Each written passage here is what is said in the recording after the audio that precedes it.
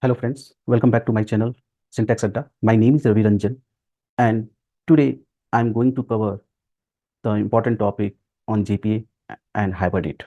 So this will be a new course on my channel. So we'll cover the basic in this course and later on, so based on the feedback, I will cover the advanced feature of Hibernate. So we'll start with, that's what I'm talking about, the roadmap. What will be the roadmap of this course? So we'll start with understanding the basics of, Hibernate. We'll see what is Hibernate and what all benefits are there if we use, Hibernate. So that's the very first thing which we will try to understand, right?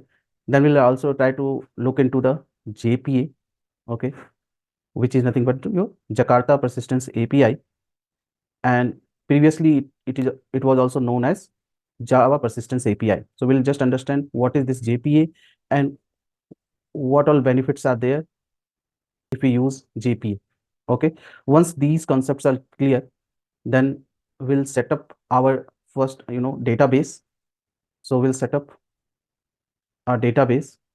Okay, and this database I would prefer MySQL. Okay, by connecting to database server using some connection or by some user. Okay, so that we'll see how we can set up that database. Once our database is ready, then we'll proceed and then we'll set up our Spring Boot project. Okay, so we'll set up Spring Boot project by by adding a MySQL driver. Okay, so we'll have the MySQL driver and then Spring Data JPA. So this one we'll try to understand how it works. Then once this is done, okay, we'll look into different concepts before starting the actual programming or coding. We'll look into different concepts, right? All while writing the codes, we'll cover this one, what all different concepts or what all important configurations are required. So we'll look into how your Java application will connect with the database. Okay, so this Java application so this Java application nothing but your Spring Boot application, right? So which we are going to set up and then we'll interact with how we can communicate between our Java app layer and the DB layer. Okay, so that's what we'll cover. And once this is done, we'll also look into some important CRUD operations.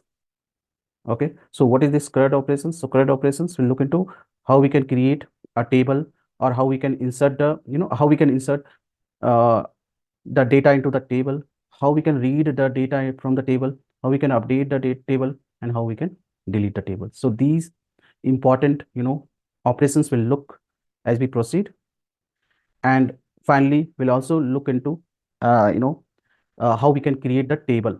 So whether we can create table or not from Java app layer to the DB. We'll see this one and we'll see what all things are required here to in order to create table into the database. So mostly these are the roadmap, okay, of this course, and we'll cover each topic in detail, right? And we'll also cover all the important annotations, right? We'll just see what all important annotations are there.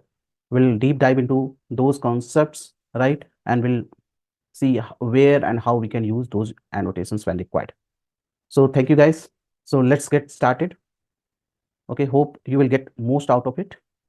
If you have not yet subscribed my channel, please subscribe, and also don't forget to click on bell icon so that you don't miss any further notification from our channel. Please like and also share this video with your friends. Thank you so much.